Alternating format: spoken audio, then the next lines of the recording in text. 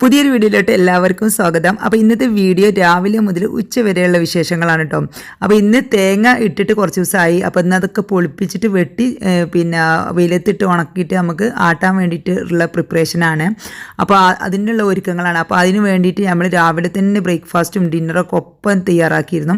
അപ്പോൾ അതിന് വേണ്ടിയിട്ട് എളുപ്പത്തിൽ തയ്യാറാക്കാൻ പറ്റുന്നൊരു മന്തിയാണ് കേട്ടോ ഇന്ന് ഉച്ചയ്ക്ക് റെഡിയാക്കിയിട്ടുള്ളത്. അപ്പോൾ ആ ഒരു മന്തിയുടെ റെസിപ്പി ഞാൻ ഷെയർ ചെയ്യുന്നുണ്ട്. മൊത്തത്തിലുള്ള ഉച്ചവരെയുള്ള വിശേഷങ്ങളാണ് കേട്ടോ ഷെയർ ചെയ്യുന്നത്. അപ്പോൾ വീഡിയോ കണ്ടിട്ട് എല്ലാവരും അഭിപ്രായങ്ങൾ പറയുക കേട്ടോ. അപ്പോൾ നമുക്ക് നേരെ വീഡിയോയിലോട്ട് പോകാം. അപ്പോൾ ഇന്നൊരു വെള്ളിയാഴ്ചയാണ് കേട്ടോ. അപ്പോൾ ഇന്ന് മോൾക്ക് സ്കൂളുണ്ട്. സ്കൂളിൽ ലഞ്ചും കൊണ്ടുപോകണം.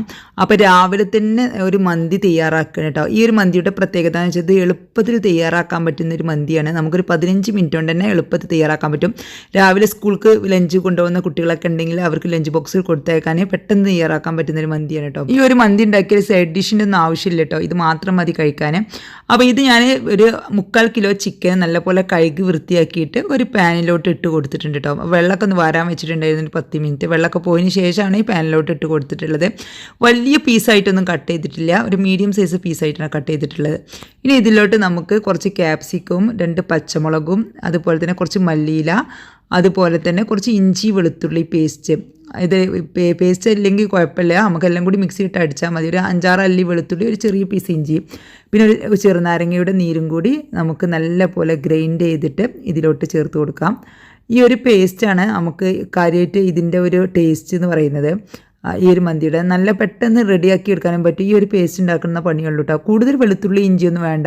ഒരു 5-6 അല്ലി വെളുത്തുള്ളി, ഒരു ചെറിയ പീസ് ഇഞ്ചി ഇട്ടാൽ മതി. ഒരു ഫ്ലേവറിന് വേണ്ടിയിട്ടാണ്, കൂടുതൽ വേണ്ട.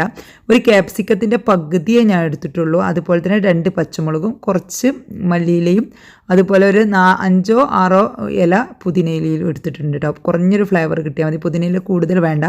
മല്ലിയില എടുക്കുന്നതിൻ്റെ പകുതി അളവിൽ പുതിനയില എടുത്താൽ മതി കേട്ടോ.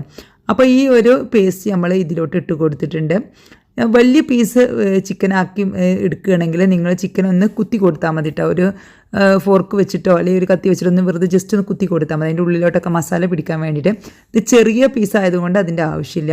ഇനി നമുക്കിതിലോട്ട് ഒരു 3/4 ടീസ്പൂൺ ചെറിയ ജീരകം പൊടിച്ചതും, അതുപോലെ തന്നെ 1.5 ടീസ്പൂൺ മന്തി മസാലയും, അതുപോലെ തന്നെ 1 ടീസ്പൂൺ കുരുമുളക് പൊടിയും ചേർത്ത് കൊടുത്തിട്ടുണ്ട്. ഇത്രയാണ് വേണ്ടത്, വേറൊന്നും ആവശ്യമില്ല. ഇനി നമുക്കിതിലോട്ട് പാകത്തിന് ഉപ്പും കൂടി ചേർത്ത് കൊടുത്തിട്ട് നല്ല പോലെ ഒന്ന് മിക്സാക്കി കൊടുക്കുക. ഉപ്പ് നമുക്ക് ഒരു ഏകദേശം ഒരു 3/4 ടീസ്പൂൺ മുതൽ 1 ടീസ്പൂൺ വരെ ഉപ്പ് ചേർത്ത് കൊടുക്കുക. ഇനി നമുക്ക് നല്ല പോലെ ഒന്ന് മിക്സാക്കി കൊടുക്കുക. ചിക്കനിലോട്ടൊക്കെ എല്ലാ ഭാഗത്തോട്ടും മസാല പിടിക്കുന്ന രീതിയിൽ ജസ്റ്റ് ഒന്ന് മിക്സാക്കി കൊടുക്കുക. ഈ ഒരു മന്തി നമുക്ക് തയ്യാറാക്കി വെച്ചാൽ പെട്ടെന്ന് തന്നെ നമുക്ക് അരമണിക്കൂർ കൊണ്ട് തന്നെ കുക്കിംഗ് ജോലികളൊക്കെ തീരും. ഇനിയിപ്പോൾ നമുക്ക് റമദാനിലോട്ട് 2 മാസം കൂടി ഇല്ല. അപ്പോൾ നമുക്ക് റമദാനിൻ്റെ ഒരുക്കങ്ങളൊക്കെ തുടങ്ങാനായി, നനച്ചുളിപ്പണിയൊക്കെ.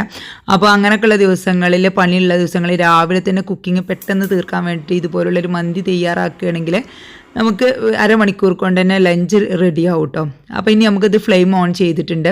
ഫ്ലെയിം ഓൺ ചെയ്തതിന് ശേഷം ഞാൻ ഇതിലോട്ട് ഒരു 1/2 കപ്പ് സൺഫ്ലവർ ഓയിൽ ഒഴിച്ചു കൊടുക്കുകയാണ് കേട്ടോ.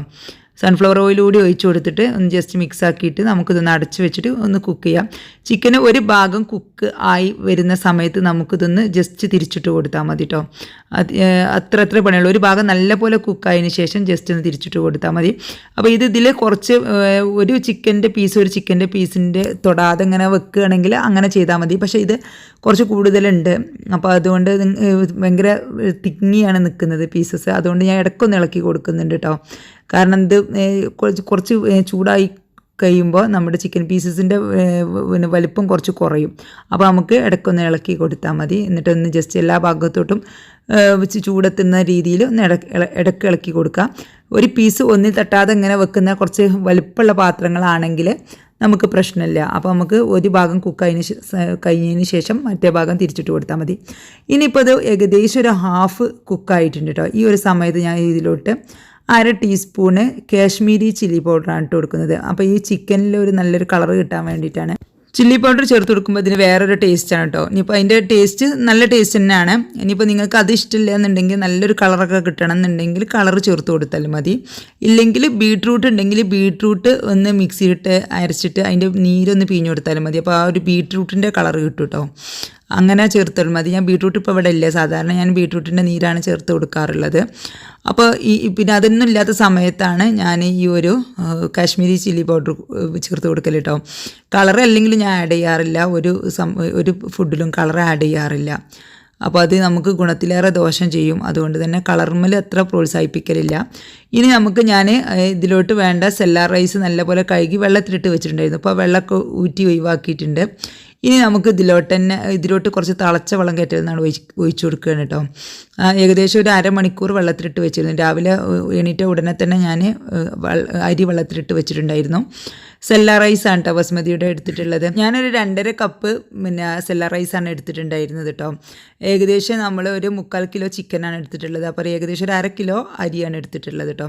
കാരണം ഞങ്ങളിവിടെ 3 പേരേ ഉള്ളൂ. പിന്നെ മറ്റവരൊക്കെ പണിക്ക് വന്നവരൊക്കെ ഉച്ച ആകുമ്പോഴേക്ക് പോകും. ഉച്ചയ്ക്ക് ലഞ്ചിന് ആരും ഉണ്ടാവില്ല. മോള് സ്കൂളിൽ പോയാൽ പിന്നെ ഞാനും ഹസ്ബൻഡ് മാത്രമേ ഉണ്ടാവുള്ളൂ കേട്ടോ. അപ്പോൾ മറ്റൊരു മക്കളൊക്കെ ഹോസ്റ്റലിലാണ്. അതുകൊണ്ട് തന്നെ പിന്നെ കുറച്ച് ചോറ് വെക്കുന്നേ ഉള്ളൂ കേട്ടോ. കൂടുതൽ വെച്ചാലൊക്കെ വേസ്റ്റായി പോകും. ഇനി നമുക്ക് ഇതിലോട്ട് കുറച്ച് ഓയിൽ ഒഴിച്ചു കൊടുക്കാം. പിന്നെ അതുപോലെ ആവശ്യത്തിന് ഉപ്പും കൂടി ചേർത്ത് കൊടുത്തിട്ട് നല്ല പോലെ ഒന്ന് മിക്സ് ആക്കി കൊടുത്തിട്ട് നമുക്ക് ഇതിലോട്ട് കുറച്ച് ഒരു സ്പൈസസ് ചേർത്ത് കൊടുക്കാം. ചെറിയ പീസ് പട്ട, പിന്നെ 2 ഗ്രാമ്പു, 2 ഏലക്ക. ഇനി നമുക്ക് ഒരു ചട്നി തയ്യാറാക്കാം. രാവിലെ പിന്നെ ഞാൻ നെയ് റോസ്റ്റാണ് കേട്ടോ തയ്യാറാക്കുന്നത്. അതിലോട്ടുള്ള ചട്നിയാണ് കേട്ടോ. അപ്പോൾ ഇതിലോട്ട് ഞാൻ കുറച്ച് പുതിനയില, കുറച്ച് മല്ലിയില, ഒരു പച്ചമുളക്, ഒരു ചെറിയ ഇഞ്ചിയുടെ പീസ്, പിന്നെ അതുപോലെ പുളി ഒരു 2-3 ഇതെടുത്തിട്ടുണ്ട്. പിന്നെ കുറച്ച് തേങ്ങ, ഇത്രയും കൂടി ചേർത്ത് കൊടുത്തിട്ട് നമുക്ക് ആവശ്യത്തിന് ഉപ്പും കൂടി ചേർത്തിട്ട് നല്ല പോലെ ഒന്ന് പേസ്റ്റാക്കി അരച്ചെടുക്കാം. അപ്പോൾ ഇത് നമ്മുടെ ചട്നി അവിടെ റെഡിയായി. അത്രേ പണിയുള്ളൂ. അപ്പോഴേക്കും ഇവിടെ അരി തിളച്ചിട്ടുണ്ട് കേട്ടോ. അപ്പോൾ ഞാൻ ഇത് ലോ ഫ്ലെയിമിലോട്ട് ആക്കിയിട്ട് ഒന്ന് ഇളക്കി കൊടുത്തിട്ടുണ്ട്. ഇവിടെ ചിക്കനും അതുപോലെ തന്നെ ഏകദേശമൊക്കെ വെന്ത് വന്നിട്ടുണ്ട്. അപ്പോൾ നമുക്കൊന്നും കൂടി തിരിച്ചിട്ട് കൊടുത്തിട്ടുണ്ട്. അപ്പോൾ ഇത് കണ്ടോ, ചിക്കൻ്റെ പീസിൻ്റെ സൈസൊക്കെ ചെറുതായല്ലോ. അപ്പോൾ ഏകദേശമൊക്കെ ആയി. അപ്പോൾ നമ്മുടെ ചട്നി ഇവിടെ റെഡി ആയിട്ടുണ്ട്. ഇനി നമുക്ക് നെയ് റോസ്റ്റ് റെഡിയാക്കാനുണ്ട് രാവിലേക്കൊക്കെ. അപ്പോൾ ഇത് ദമ്മ് ഇട്ടതിന് ശേഷം നമുക്ക് നെയ് റോസ്റ്റ് ചുട്ടെടുക്കാം. അത് ചൂടോട് കൂടി കഴിക്കുന്നതല്ലേ. അപ്പോൾ നാസ്ത കഴിക്കാൻ ഇരിക്കുന്ന സമയത്ത് നെയ് റോസ്റ്റ് ഞാൻ ചുടാറുള്ളൂ കേട്ടോ. റൈസ് നമുക്ക് ഏകദേശം ഒരു 80% വെന്താൽ മതി കേട്ടോ. 80% വെന്ത് കഴിഞ്ഞാൽ നമുക്ക് അപ്പം തന്നെ സ്റ്റെയിനറിലോട്ട് മറിക്കാം. ഇനി നമുക്കിത് ദം ചെയ്തെടുക്കാൻ വേണ്ടിയിട്ട് നമ്മൾ ജസ്റ്റ് ആ റൈസ് ഇതിൻ്റെ മുകളിലോട്ട് ഒന്ന് പിന്നെ കൊട്ടുകയാണ് കേട്ടോ. അപ്പോൾ നമ്മൾ ഇതിലോട്ടുള്ള സ്പൈസസ് നമുക്ക് എടുത്ത് ഒഴിവാക്കാം. ആ ഒരു ഉണങ്ങിയ നാരങ്ങ ഉണ്ടല്ലോ, ഡ്രൈഡ് ലെമൺ, അത് മാത്രം ഇതിൽ വെച്ച് കൊടുക്കുക. ബാക്കി നമ്മൾ ഏലക്ക, ഗ്രാമ്പു, പട്ടൊക്കെ ഇട്ടിട്ടുണ്ടായിരുന്നല്ലോ, അതൊക്കെ എടുത്ത് മാറ്റുകയും ചെയ്യട്ടോ. ഇനി നമുക്ക് നല്ല ഒന്ന് ലെവൽ ചെയ്ത് കൊടുത്തതിന് ശേഷം കുറച്ച് മഞ്ഞൾപ്പൊടി വെള്ളത്തിൽ കലക്കിയിട്ടോ, അല്ലെങ്കിൽ ഞാൻ കുറച്ച് ചെറുനാരങ്ങ നീരും കൂടി ഇതിൽ മിക്സ് ആക്കിയിട്ടുണ്ട് കേട്ടോ. കുറച്ച് ചെറുനാരങ്ങ നീരെടുത്തിട്ട് അതിൽ കുറച്ച് വെള്ളം കൂടി മിക്സ് ആക്കിയിട്ട് അതിൽ മഞ്ഞൾപ്പൊടി കലക്കിയിട്ടാണ് ഒഴിച്ചു കൊടുക്കുന്നത്. നമ്മുടെ റൈസിന് കുറച്ച് കളർ കിട്ടാൻ വേണ്ടിയിട്ടാണ്. ഇനി നമുക്ക് പച്ചമുളക് ഇതുപോലെ കുത്തി കൊടുക്കാം. ഇനി നിങ്ങൾക്ക് റെഡ് കളർ വേണമെന്നുണ്ടെങ്കിൽ റെഡ് കളർ ഇതുപോലെ വെള്ളത്തിൽ കലക്കിയിട്ട് ഇതിൻ്റെ മുകളിലോട്ട് അവിടെയും ഇവിടെയൊക്കെ ഒന്ന് ആക്കി കൊടുത്താൽ മതി. അപ്പോൾ റെഡ് കളറും യെല്ലോ കളറൊക്കെ ആയിട്ടുള്ള റൈസ് കിട്ടും. ഇനി നമുക്കൊന്ന് ദം ചെയ്തെടുക്കാൻ വേണ്ടിയിട്ട് ഞാൻ ഇതിൻ്റെ കുക്കറിൻ്റെ ലിഡ് വെച്ചിട്ട് ഒന്ന് ദം ചെയ്തെടുക്കുന്നുണ്ട്. അപ്പോൾ ഇതിൻ്റെ പ്രഷർ ഇതിൻ്റെ ഉള്ളിൽ തന്നെ നിന്നിട്ട് നമുക്ക് പെട്ടെന്ന് തന്നെ ദം ആയിക്കോളും. ഏകദേശം ഒരു 5 മിനിറ്റ് ഒന്ന് ലോ ഫ്ലെയിമിൽ വെച്ചിട്ട് പിന്നെ ഫ്ലെയിം ഓഫ് ആക്കിയിട്ടാൽ മതി ഈ കുക്കറിൻ്റെ ലിഡ് വെക്കുമ്പോൾ. പിന്നെ ബാക്കി ആ പ്രഷറിലേക്ക് ഇടുന്നിട്ട് പാകത്തിന് വെന്ത് വന്നോളൂ കേട്ടോ. അപ്പോൾ നമുക്ക് എപ്പോഴാണോ ഇത് എടുക്കുന്നത് വെച്ചാൽ നമുക്ക് ഒരു 5 മിനിറ്റ് കഴിഞ്ഞതിന് ശേഷം ഞാൻ ഫ്ലെയിം ഓഫ് ആക്കിയിട്ടുണ്ടായിരുന്നു. ലോ ഫ്ലെയിമിലായിരുന്നു വെച്ചിട്ടുണ്ടായിരുന്നത്. 5 മിനിറ്റിന് ശേഷം ഓഫാക്കിയിട്ട് പിന്നെ നമുക്ക് എപ്പോഴാണോ നമ്മൾ സെർവ് ചെയ്യുന്നത് അപ്പോൾ എടുത്താൽ മതി. മോൾക്ക് ലഞ്ച് കൊണ്ടുപോകാൻ വേണ്ടിയിട്ട് കുറച്ച് എടുത്തിട്ട് ബാക്കി അതിൽ തന്നെ വെച്ചിട്ട് ഞാൻ അടച്ച് വെച്ചിട്ടുണ്ട് കേട്ടോ. ഇനി നമുക്ക് നെയ് റോസ്റ്റ് റെഡിയാക്കാം. നെയ് റോസ്റ്റ് റെഡിയാക്കാൻ വേണ്ടിയിട്ട് ഇവിടെ മാവ് തലേ ദിവസം രാത്രി അരച്ച് വെച്ചിട്ടുണ്ടായിരുന്നു കേട്ടോ. അപ്പോൾ നമ്മൾ ചട്നി റെഡിയാക്കിയിട്ടുണ്ട്. ഇനി നമുക്ക് ഈ ഒരു നെയ് റോസ്റ്റ് ചുട്ടെടുക്കുന്ന പണിയേ ഉള്ളൂ. അപ്പോൾ മാവ് ഇതാ അത്യാവശ്യം നല്ലപോലെ പൊങ്ങി വന്നിട്ടുണ്ട് കേട്ടോ. ഇനി നമുക്കിത് ചൂടായ പാനിലിട്ടിട്ട് ഓരോരോ ദോശയായിട്ട് നമുക്ക് ചുട്ടെടുക്കാം. നെയ്യാണെങ്കിൽ ഇഷ്ടം നെയ്യ് തേച്ച് കൊടുക്കാം, ബട്ടറാണെങ്കിൽ ബട്ടർ തേച്ച് കൊടുക്കാം, അല്ലെങ്കിൽ ഓയിലാണ് ടേസ്റ്റെങ്കിൽ ഓയിൽ തേച്ച് കൊടുക്കാം. ഞാൻ എല്ലാം തേച്ച് കൊടുക്കാറുണ്ട് കേട്ടോ. ഒന്നെങ്കിൽ ഒലിവ് ഓയിൽ ഒഴിച്ചു കൊടുക്കും, അല്ലെങ്കിൽ ഗീ അല്ലെങ്കിൽ ബട്ടർ ഏതെങ്കിലുമൊക്കെ ഒന്ന് ഒഴിച്ചു കൊടുക്കാറാണ്. അല്ലെങ്കിൽ ഒന്നും വേണ്ടാന്നുണ്ടെങ്കിൽ ഒന്നും തേക്കില്ല, വെറും ജസ്റ്റ് ദോശ ഇതുപോലെ ചുട്ടെടുക്കും കേട്ടോ. നെയ്യോ ഗീയോ ഒന്നും തേക്കാതെ അങ്ങനെയും ചുട്ടെടുക്കാറുണ്ട്. ഇപ്പം മോക്കുള്ള ദോശയാണ് കേട്ടോ ചുട്ടെടുക്കുന്നത്. അപ്പോൾ അതുകൊണ്ട് തന്നെ പിന്നെ ഞാൻ ഗീ ആണ് തേച്ച് കൊടുക്കുന്നത്. അപ്പോൾ നമ്മുടെ നെയ് റോസ്റ്റ് ഇവിടെ റെഡി ആയിട്ടുണ്ട്. നല്ല ക്രിസ്പി ആയിട്ടുള്ള നെയ് റോസ്റ്റാണ് കേട്ടോ. അപ്പോൾ ഈ ഒരു മാവ് കൊണ്ട് നമുക്ക് ഇഡ്ഡലിയും തയ്യാറാക്കാം കേട്ടോ. അതിൻ്റെ ഒരു ഡീറ്റെയിൽ ആയിട്ടുള്ളൊരു വീഡിയോ ഞാൻ ഇതിനു മുമ്പ് അപ്ലോഡ് ചെയ്തിട്ടുണ്ട്. ഇതിപ്പോൾ എങ്ങനെ മാവ് റെഡിയാക്കാമെന്ന് വെച്ചാൽ ഒരു കപ്പ് റേഷൻ പുഴുങ്ങലരിയും അതുപോലെ 2 കപ്പ് റേഷൻ പച്ചരിയും അതിലോട്ട് 1 കപ്പ് ഉഴുന്നും കൂടി എടുത്തിട്ടാണ് കേട്ടോ. അതിൽ പിന്നെ അത് മാത്രമല്ല 1 ടീസ്പൂണ് ഉലുവ ചേർത്ത് കൊടുക്കണം. പിന്നെ അതുപോലെ തന്നെ 1 കപ്പ് ചോറും കൂടി അരക്കുന്ന സമയത്ത് ചേർത്ത് കൊടുത്തിട്ടാണ് ഈ ഒരു മാവ് റെഡിയാക്കിയിട്ടുള്ളത്. അപ്പോൾ അതിൽ കുറേ ടിപ്സും ട്രിക്സൊക്കെ നോക്കാനുണ്ട്, എന്നാലും മാവ് ശരിക്കും പതഞ്ഞ് പൊങ്ങിയൊക്കെ വരുള്ളൂ. അപ്പോൾ അത് ഡീറ്റെയിൽ ആയിട്ടുള്ളൊരു വീഡിയോ ഞാൻ അപ്ലോഡ് ചെയ്തിട്ടുണ്ട്. വേണമെന്നുള്ളവർക്ക് അതിൻ്റെ ലിങ്ക് ഞാൻ താഴെ ഡിസ്ക്രിപ്ഷൻ ബോക്സ് കൊടുക്കാം, ഒന്ന് ചെക്ക് ചെയ്താൽ മതി കേട്ടോ. അപ്പോൾ ഇത് ദോശയൊക്കെ ചുട്ട് കഴിഞ്ഞിട്ടുണ്ട്. അപ്പം ഇനി നമുക്ക് ബ്രേക്ക്ഫാസ്റ്റ് കഴിച്ചിട്ട് അവിടെ തേങ്ങ പൊളിക്കാൻ ആൾ വന്നിട്ടുണ്ട്. അവർ രാവിലെ വന്നതാണ്. അപ്പോൾ ഏകദേശം പൊളിച്ച് തീരാറായിട്ടുണ്ട് കേട്ടോ. അപ്പോൾ താത്ത വന്നിട്ടുണ്ട് അത് വെട്ടിച്ചിക്കാൻ വേണ്ടിയിട്ട്. അപ്പോൾ താത്ത അത് വെട്ടലും തുടങ്ങിയിട്ടുണ്ട്. അപ്പോൾ അവർ ചായ കുടിച്ചിട്ട് ഇരുന്നതാണ്. അപ്പോൾ ഞാനൊന്ന് പോയി നോക്കട്ടെ. അപ്പോൾ പെട്ടെന്ന് റെഡിയാക്കാൻ വേണ്ടിയിട്ടാണ് ഇങ്ങനെയുള്ള ഒരു ബ്രേക്ക്ഫാസ്റ്റും അതുപോലെ ലഞ്ചൊക്കെ ഉണ്ടാക്കിയത് കേട്ടോ. അപ്പോൾ അതുകൊണ്ട് തേങ്ങ ഇതിട്ടെന്ന് വീഡിയോ എടുത്തതാണ് കേട്ടോ. അപ്പോൾ ഇന്നിപ്പോൾ പൊളിച്ചത് വീഡിയോ എടുത്തിട്ടില്ല. അത് അന്ന് രാവിലെ ആണ് അയാൾ വന്നിട്ടുണ്ടായിരുന്നത്. ഏകദേശം ഒരു 9 മണി ആയപ്പോഴേക്ക് ഫുള്ള് പൊളിച്ച് തീർന്ന് അയാൾ പോയിട്ടുണ്ട് കേട്ടോ. അന്ന് രാവിലെ വന്ന് പൊളിച്ചുകൊണ്ട് തന്നെ. അപ്പോൾ ഈ പിന്നെ ഇത് തേങ്ങ അവർക്ക് പൊളിക്കാൻ എളുപ്പമുണ്ടാവും. നമ്മൾ പൊളിക്കുകയാണെങ്കിൽ ഇന്ന് വൈകുന്നേരം വെച്ചാലും തീരൂല. അപ്പോൾ അത്രയ്ക്ക് തേങ്ങ ഒരു 500 തേങ്ങ ഉണ്ടായിരുന്നു. അപ്പോൾ താത്ത വന്നിട്ടുണ്ട് ഇത് വെട്ടാൻ വേണ്ടിയിട്ട്. ഇത് വെട്ടിയിട്ട് പിന്നെ ഞാൻ പിന്നെ കുറേ പൊങ്ങും കിട്ടിയിട്ടുണ്ട് കേട്ടോ. അപ്പോൾ വീണ് കിട്ടിയ തേങ്ങയൊക്കെ ഉണ്ടായിരുന്നു. അപ്പോൾ അതിന് നല്ല പൊങ്ങൊക്കെ കിട്ടിയിട്ടുണ്ട്. അതുപോലെ തേങ്ങാ വെള്ളം ഉണ്ട് നല്ലോണം കേട്ടോ, പച്ച തേങ്ങയിലുള്ള.